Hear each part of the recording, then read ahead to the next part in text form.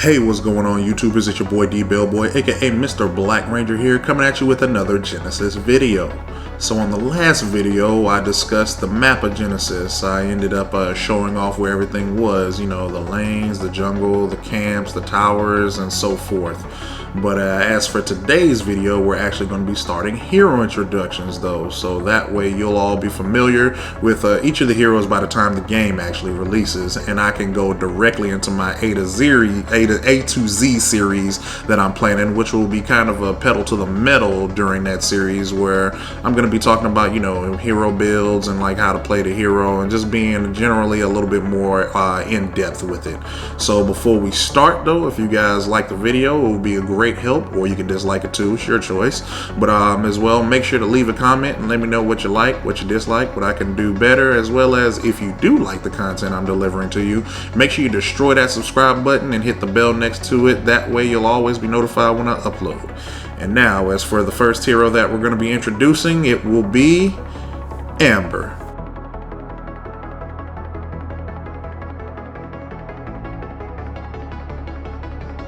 So here we are, Amber, the introduction.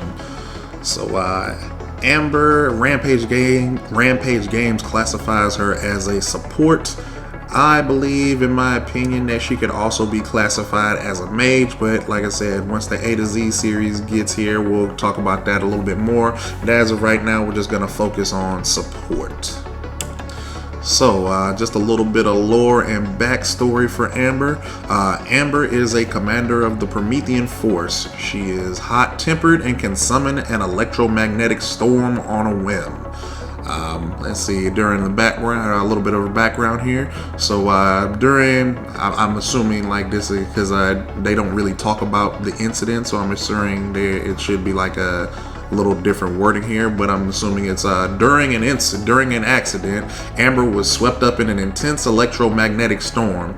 None present thought she could survive. After the storm subsided, Amber's colleagues saw her walk out unscathed.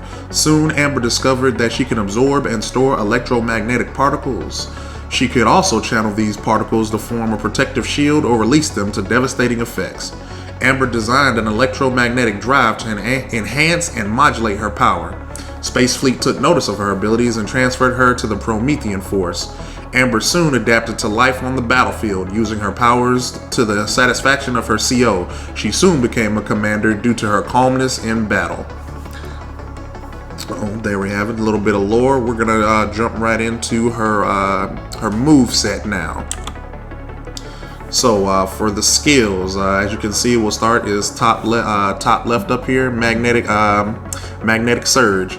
It deals damage to enemies in a straight line. Units hit a second time by the skill within a certain time take extra damage and are stunned. This skill can hold 2 charges. And then the energy cost for it at level 1 is 50 energy, level 2 is 60, level 3 is 70, and level 4 is 80, and it has a cooldown respectively of 9, 8, 7, and 6 seconds. And I have it playing over there, the 4 in order. So as you can see, the magnetic surge, you can look at it while I'm reading it to you. Her next skill, EM shielding. Its cost is, EM shielding creates electromagnetic shields around Amber and the friendly hero with the lowest health percentage within range. This skill also increases Amber's movement speed. Its energy cost is 50, and the cooldown for that is 12 seconds. Her third skill is monopoles. So monopoles produces 1 magnetic particle every few seconds, which can be used to slow and damage a target until the maximum charge is reached. Target hit by multiple monopoles take decreased damage from each hit.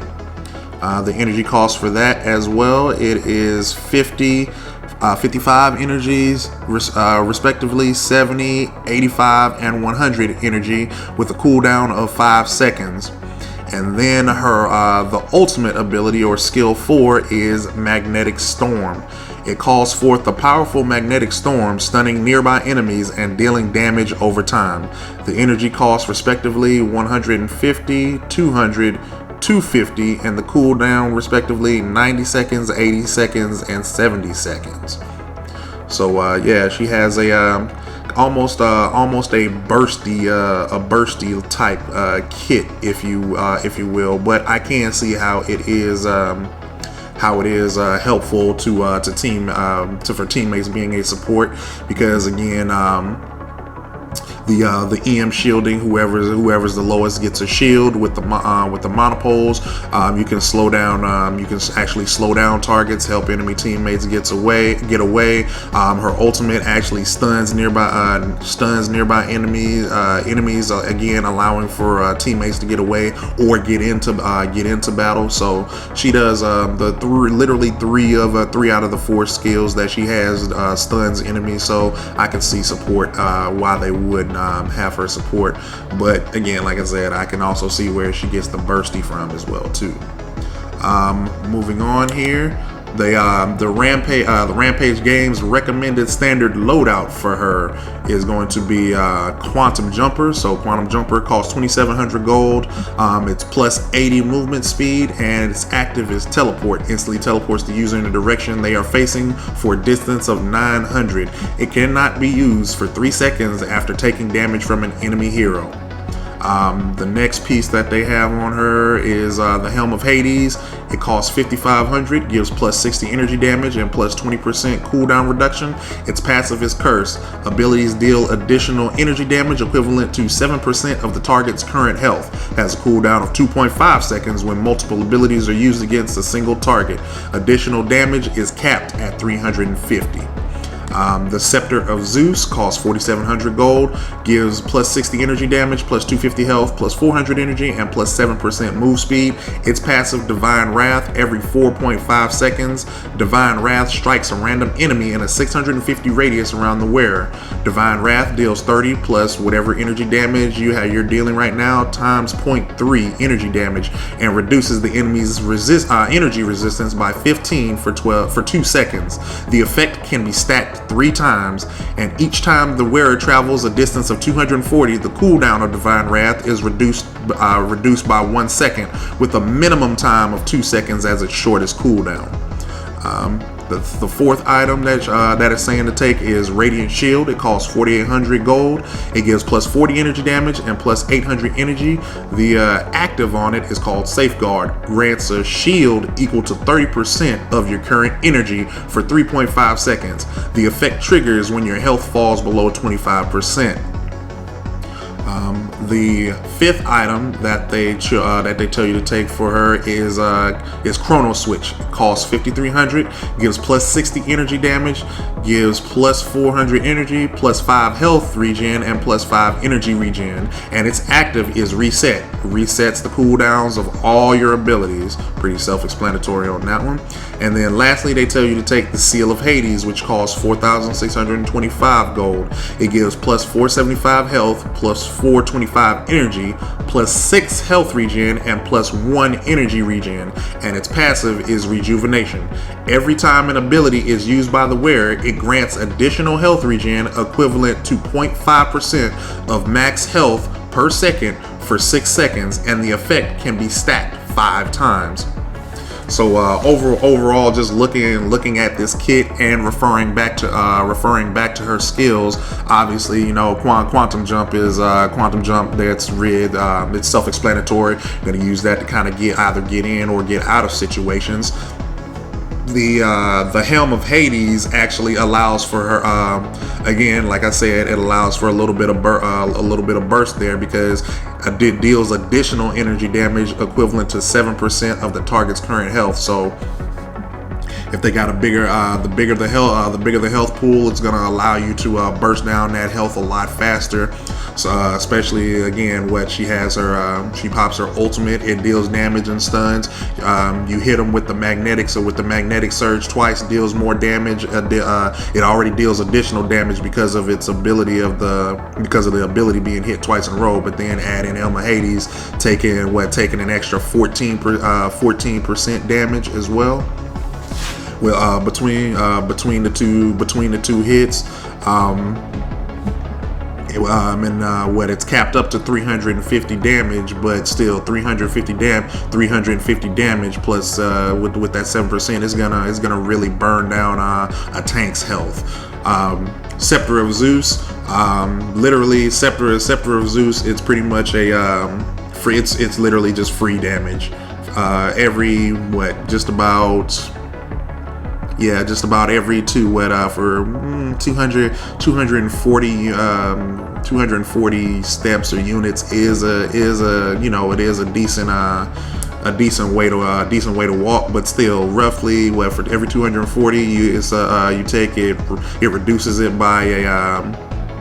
it reduces it down by 1 to a minimum of about 2 seconds. So if you do manage to get down to its lowest cooldown, literally every 2 seconds you're dealing random damage to somebody within range to you and lowering their energy resistance by 15, and it can be stacked again. So stacking it 3 times, you can for every a 2 second cooldown. It lasts for 2 seconds, but stacks 3 times. If you can actually get it off as much. That's literally 45 energy resistance that's taken off by that. So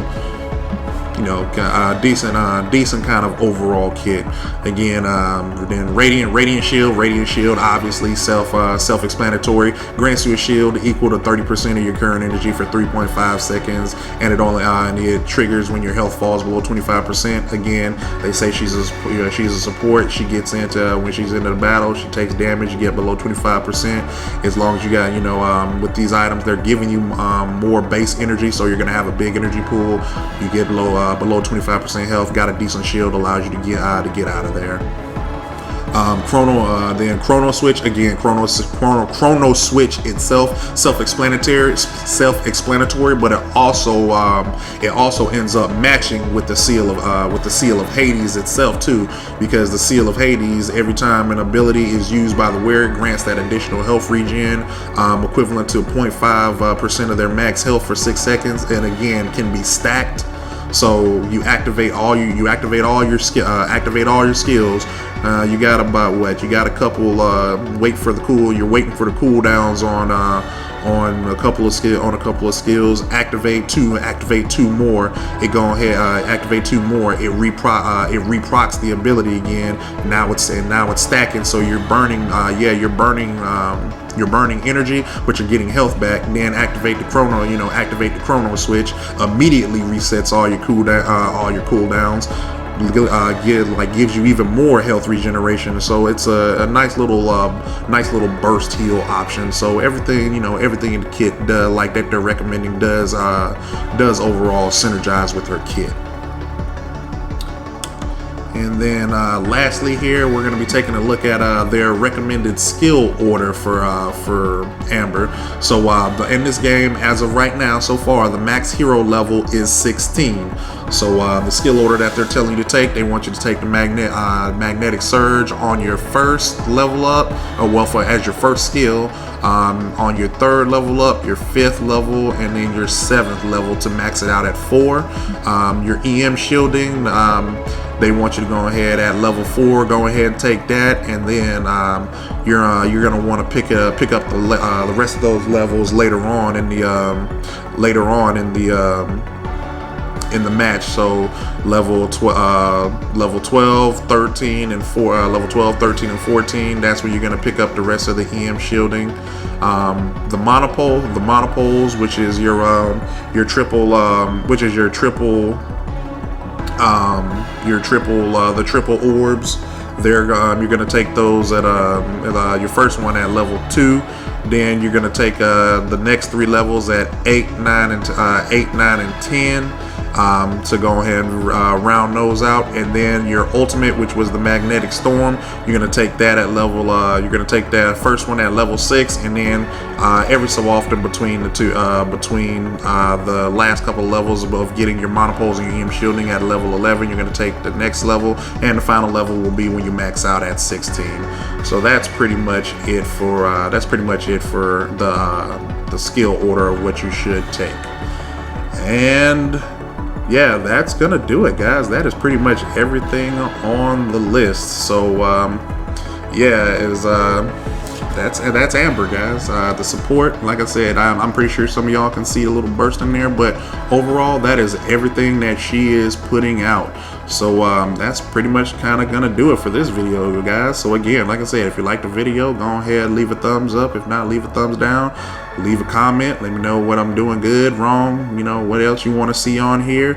As well as, like I said again, if you like the content I'm putting out, smack the subscribe button, hit the bell. That way you can get notified whenever I upload. And like that, guys, thanks for watching, and we're out of here. And remember, we're always good like grandma's cookies.